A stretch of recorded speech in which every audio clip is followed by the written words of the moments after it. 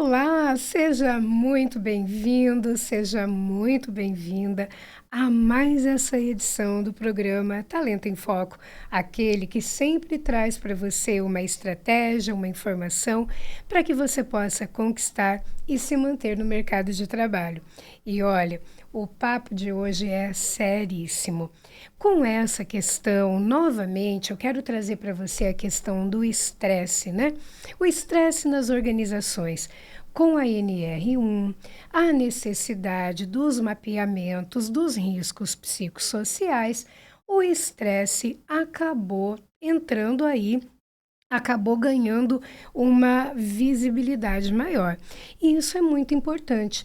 E aí, o que acontece muitas vezes, que é importante, nós já havíamos falado isso num programa anterior, que o que é muito importante agora é entender um pouquinho mais sobre o que é o estresse e qual tipo de potencial de estresse que a organização ela precisa dar conta e qual é aquele potencial de estresse que realmente a organização não tem como atuar sobre, porque está fora do âmbito. Então, uma coisa que é interessante aqui, eu gostaria de começar, eu gosto sempre das perguntinhas do Você Sabia, né? Mas a pergunta de hoje é: você sabia que nem todo o estresse que nós vivemos no ambiente, ou que nós passamos ou experimentamos no trabalho, ele tem realmente origem no trabalho? E que é muito importante que nós tenhamos a clareza para que a gente possa trabalhar cada potencial de estresse com uma estratégia de enfrentamento que seja eficaz. Então, um ponto muito interessante é que a gente precisa entender que o que é o estresse, né? O estresse ele é um conjunto de reações fisiológicas, biológicas e psicológicas que preparam o organismo para lutar ou para fugir. E aí o problema é que se ele fica num período muito prolongado, ele pode causar danos assim severos. E é muito interessante, eu não sei se você sabia, mas existe o eustresse e o distresse. O eustresse é aquele estresse, né? É aquela coisa que nós sentimos, aquelas borboletas assim no estômago quando estamos diante de um evento muito positivo. Por exemplo, você vai se casar, está chegando o primeiro filho, você conseguiu o emprego dos sonhos, você está conseguindo comprar o teu carro, você está mudando de cidade. Então, esses eventos positivos, você vai dar uma festa. Esses eventos positivos, eles também geram um tipo de estresse, mas é um estresse que prepara o teu organismo para você vivenciar aquilo. Agora, existe o distress. O distress, ele é um pouquinho complicadinho, porque o distress, ele pode acontecer também de um evento, né? Você teve uma discussão no trabalho e você ficou estressado. Isso foi um evento. Agora, o problema é quando esse estresse, ele é prolongado e o teu organismo, ele não tem o tempo para se recuperar. Então aí vai impactando o sono, ou dorme demais ou não consegue dormir, problemas no estômago, pressão alta, dor de cabeça, problemas no coração, problemas gastrointestinais, vai desencadeando, olha, uma loucura que não é nada bom, não. Então é muito importante nós detectarmos quais são os estressores, de onde que ele vem e o que é que nós podemos fazer com isso. Então, com a NR1, essa questão de estresse provocado por liderança, por falta de clareza de trabalho, tudo isso daí está sendo levado em pauta. Agora, a questão da nossa conversa é exatamente essa. Você sabia que nem todo o estresse ele vem do trabalho? Então, eu observo que existe uma inclinação das pessoas acreditarem que se elas estão estressadas é por culpa da empresa, é por culpa do trabalho, é por culpa do chefe. E quando nós rotulamos isso, nós deixamos de olhar essa questão de uma perspectiva mais ampliada, uma perspectiva mais sistêmica. Porque quando nós trabalhamos isso, quando nós reduzimos essa visão, nós perdemos a oportunidade de identificar o que está causando aquilo. E se você não tem a clareza do que está causando, como é que você vai tratar de acordo?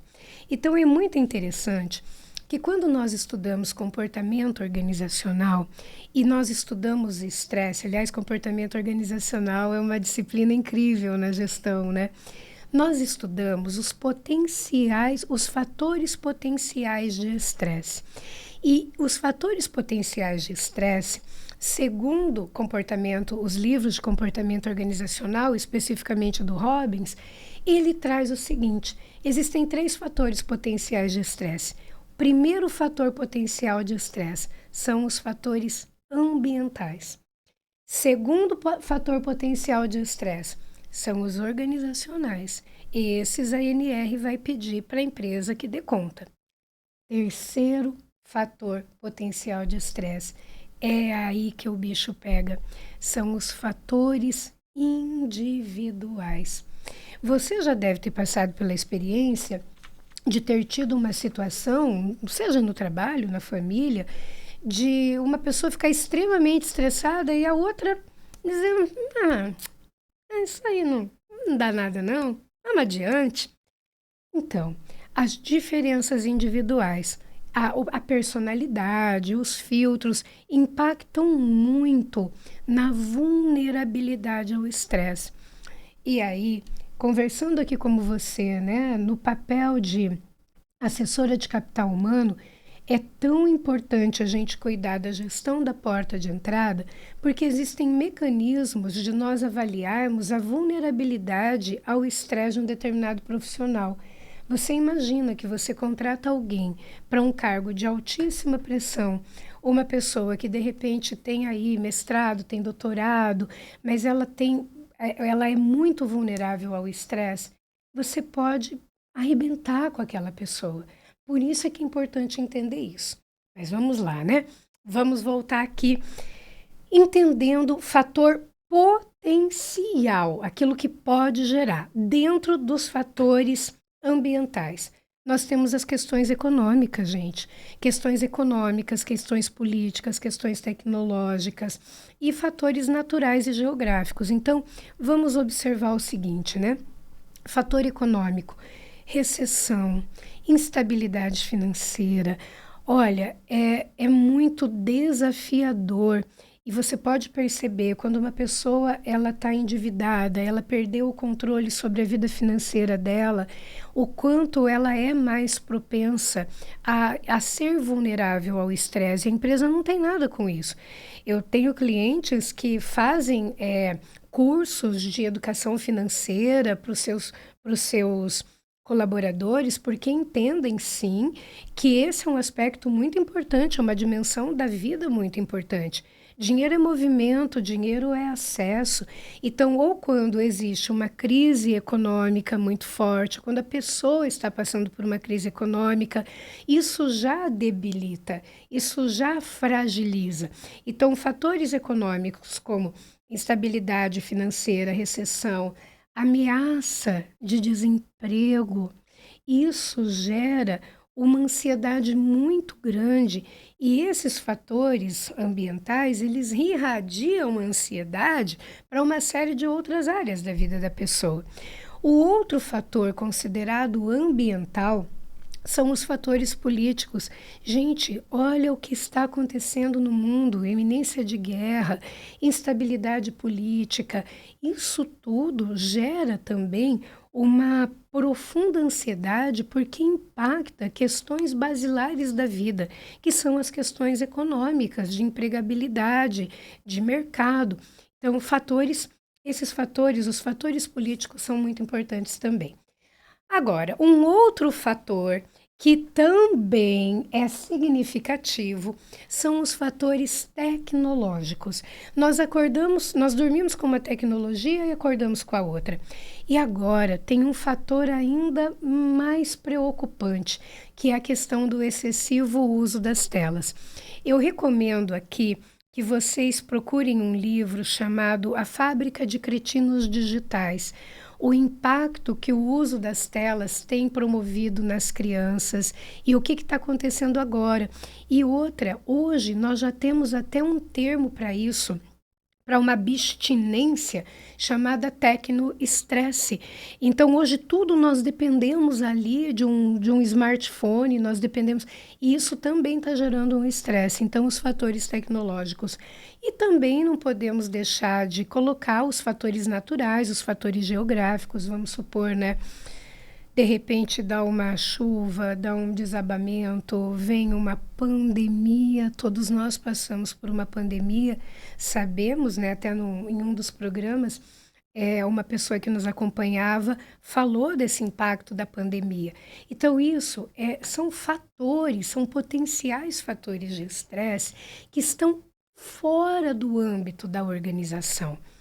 E aí, sim, existem fatores potenciais de estresse que têm a ver com a organização, mas isso eu vou deixar para falar por final. Existe um outro grupo de fatores que são voltados para os fatores individuais. E é muito importante nós considerarmos isso para não atribuirmos a causa, né, do nosso incômodo, estresse, no lugar errado. Então, o que acontece? O pulo do gato para entender o estresse está em entender as diferenças individuais. Então, quando você já pode, né, ter percebido isso, que as pessoas agem e reagem de maneira muito diferente. E para trazer um elemento técnico aqui, nós vamos lá para a teoria da personalidade do Big Five. O Big Five é uma das teorias da personalidade que avalia a personalidade de um indivíduo. E o que é uma personalidade, né? É um conjunto mais ou menos estável de traços ao longo da vida daquela pessoa. E quando nós estudamos essas teorias da personalidade, em grande medida, ela tem origem biológica, sim.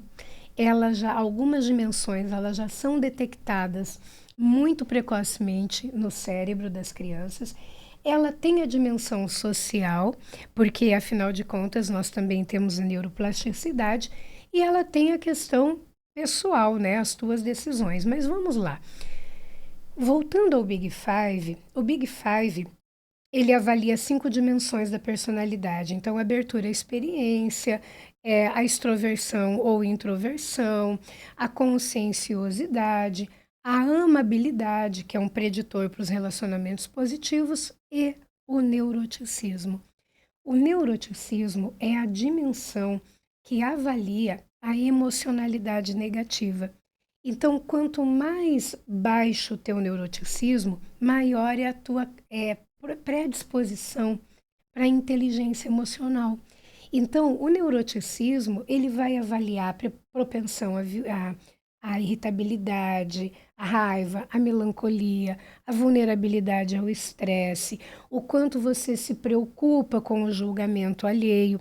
Então, pessoas que têm essa dimensão no neuroticismo de vulnerabilidade ao estresse muito alta, elas reagem mais, elas são mais sensíveis aos estressores do ambiente.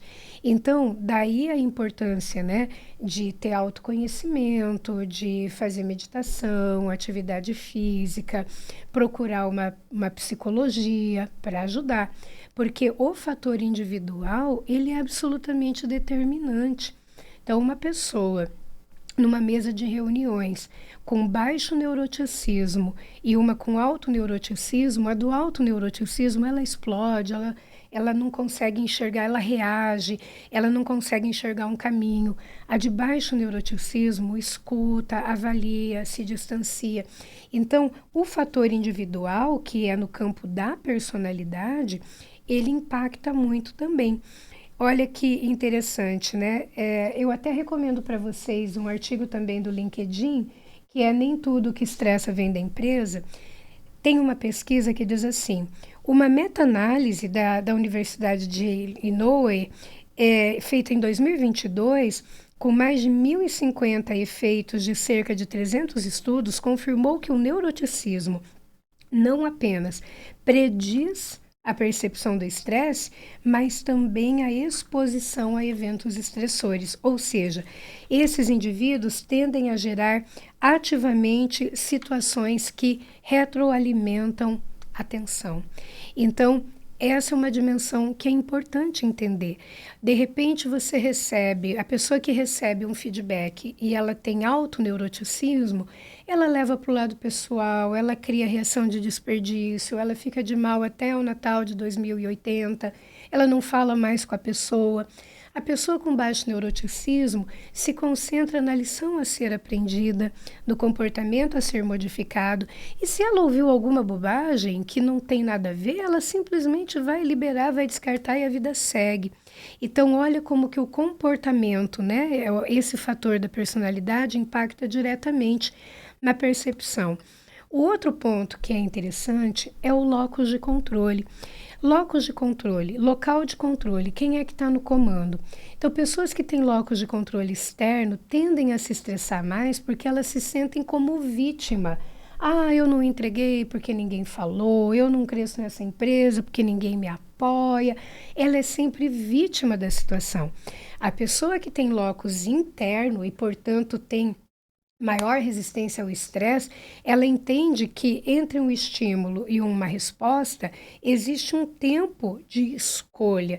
Então, isso também faz com que ela escolha como a resposta que ela vai dar, que ela não reaja simplesmente no calor da hora ali, movida pelo automático do cérebro límbico, né? Então, isso é importante colocar. As crenças limitantes de uma pessoa também impactam muito na vulnerabilidade que ela tem ao estresse. Então, esses são fatores individuais. Esses fatores, na organização, nós podemos mapear na gestão da porta de entrada, por isso que é tão importante o processo seletivo. Agora, quando a pessoa já está na organização, é importante trabalhar isso. Trabalhar programas de inteligência emocional, de autoconhecimento, trazer estratégias de coping, né, de enfrentamento. Então, isso é fundamental. Eu me lembrei aqui de uma coisa, você deve estar pensando, gente, mas então a pessoa que tem alto neuroticismo, ela está em maus lençóis, é isso? Ela não vai se dar bem na vida? Não, não é isso não, tá? Por exemplo, o alto neuroticismo, ele também leva a pessoa a ter uma hipersensibilidade. Então, quando nós pegamos essas obras de arte maravilhosas, que muitas vezes são fruto, assim, de um processo existencial profundo daquele autor. Então, não é não. Cada coisa tem o seu caminho. Mas eu estou falando no âmbito do trabalho. Então, se a gente tem uma personalidade com neuroticismo um pouquinho mais elevado, aí é importante o autoconhecimento, meditação, mindfulness, exercícios de respiração para regular o sistema nervoso, baixar o simpático, subir o parasimpático, né? Que a gente já conversou várias vezes quando o foco do programa era a questão da neurociências. Mas por que eu estou dizendo isso? Porque se nós não temos essa clareza, nós podemos colocar tudo nas costas da organização. E não há NR1 que dê conta de um negócio desse. Por quê? Porque aí é que entra a questão de quais são, onde é que a organização tem direta responsabilidade na promoção do estresse. Quais são os fatores potenciais promotores de estresse? Bom, vamos lá. Primeiro, tá? Qualidade da liderança. Já começo por aí. Preparo da liderança. É fundamental que quem está num cargo de gestão tenha tanto habilidade técnica quanto habilidade relacional, porque liderança é uma habilidade relacional. Então, a maneira como a liderança se comunica, orienta, dá o feedback, conduz as reuniões, cuida do ambiente relacional, faz toda a diferença. Não é? O líder ele precisa aguentar pressão, porque ele aguenta a pressão que vem de cima, mas se ele colocar essa pressão para baixo, aqui espana. Então é importante que seja um perfil que aguente bem a pressão. Então, fator potencial de estresse organizacional, estilo de liderança. Outro fator potencial de estresse, as condições de trabalho. É fundamental que a empresa tenha condições de trabalho. E aí entram tanto os riscos físicos, ergonômicos e químicos, né? Quanto os psicossociais. Então, dentro dessa nossa questão, uma coisa que é bacana é a clareza. O que aquele profissional precisa fazer? Quais são os indicadores de desempenho que aquele profissional está no caminho certo? A clareza sobre os riscos que aquele cargo oferece e que ele precisa estar ali ligadão, sabe? O princípio 80-20, 80% dos nossos problemas são causados por 20% aqui das causas. Se você cuida disso daqui, você evita uma série de problemas, né? Então, a questão das condições de trabalho, as normas, as regras, a maneira como essas regras são aplicadas e as relações interpessoais, que envolve liderança, mas também envolve a gestão de conflito, a forma como se tem conversas difíceis, a habilidade de escuta, como é que se despressuriza aquela tensão nas organizações. Então, é muito importante entender que a INR, ela cuida dos riscos psicossociais, dos fatores promotores de estresse, dos fatores organizacionais, onde a empresa tem que dar conta. Mas é importante que a gente também crie análise que se estamos estressados, será que o estressor ele está vindo do ambiente? Ele está vindo de uma crise econômica? Ele está vindo de algo que eu estou trazendo comigo antes de chegar na empresa? Por exemplo, né? Uma doença na família, uma doença da própria pessoa, está enfrentando aí um tratamento. Tudo isso, gente, isso fragiliza. Então, é muito importante ter a clareza para nós colocarmos cada potencial fator de estresse na cestinha correta, porque no momento que a gente tem essa separação e coloca na cestinha correta, nós podemos criar estratégias para lidar com essas questões. Então, a clareza, nesse sentido, ela é muito, muito, muito importante. Então, até eu trago ali no arquivo, no artigo, né? Por que essa diferenciação importa? A gestão do risco psicossocial pela NR1, que vocês sabem que ela entra em vigor agora em maio de 2026, ela requer essa leitura de entendimento, o que é ambiental, o que é individual e o que é organizacional. Então, é preciso saber de onde que vem esse estresse, se é do contexto externo, se é da estrutura organizacional, se é do jeitinho da madeira, né, que é a vulnerabilidade individual, ou se é, muitas vezes, uma combinação dos três. Então, no momento que você consegue identificar isso, você consegue adotar uma medida mais adequada. O que a gente vai trazer aqui? Nós vamos trazer uma roda de conversa, nós vamos trazer um profissional para orientar as pessoas a lidarem com melhor gerenciamento das finanças, né? Porque nós sabemos que muitas vezes o descontrole nos gastos, ele tem um fundo emocional muito grande, é para fechar um buraco emocional interno. Então, no momento que nós detectamos isso, aí vem a pergunta, e agora? O que é importante fazer? O que é prioridade? Quais ações que, se nós trouxermos aqui para a empresa, nós podemos ajudar essas pessoas, não é? Então, Muitas vezes aí a gente está com uma doença na família, tem um filho numa condição que é neurodivergente, que demanda atenção, os recursos são escassos. Isso não tem nada a ver com a empresa, mas mapear nos ajuda a encontrar estratégia. E lembrando a você que sempre que nós falamos em mapeamento de riscos psicossociais, é fundamental utilizarmos instrumentos e metodologias cientificamente validadas. Então, lembrando, se você não assistiu um programa que nós falamos sobre a NR, existem o COP-SOC, o ISTAS 21, o HSE-IT, o SCAM, são instrumentos que nos ajudam a detectar esses fatores potenciais de risco organizacional. Então, é isso, gente. Olha só, né? O tempo passa, que é uma coisa que a gente não percebe.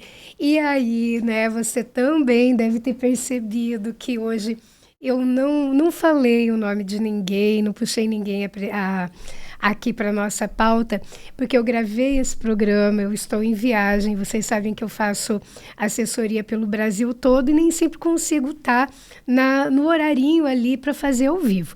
Mas uma coisa que eu garanto, tá? Eu vou estar com vocês ali nos comentários, acompanhando vocês. E outra coisinha, lembrando também, se você tem um tema que gostaria de ser trazido e tratado aqui no Talento em Foco, manda pra gente. Você sabe que eu vou ter a maior alegria de trazer o seu tema, porque pode ser um tema também que interessa para tantas outras pessoas aí nesse nosso país enorme. Então, eu vou ficando por aqui, te desejando uma semana linda, leve, inspiradora, realizadora, cheinha de aprendizagens e de alegrias. Te vejo no próximo programa. Muito obrigada por ter ficado comigo até agora.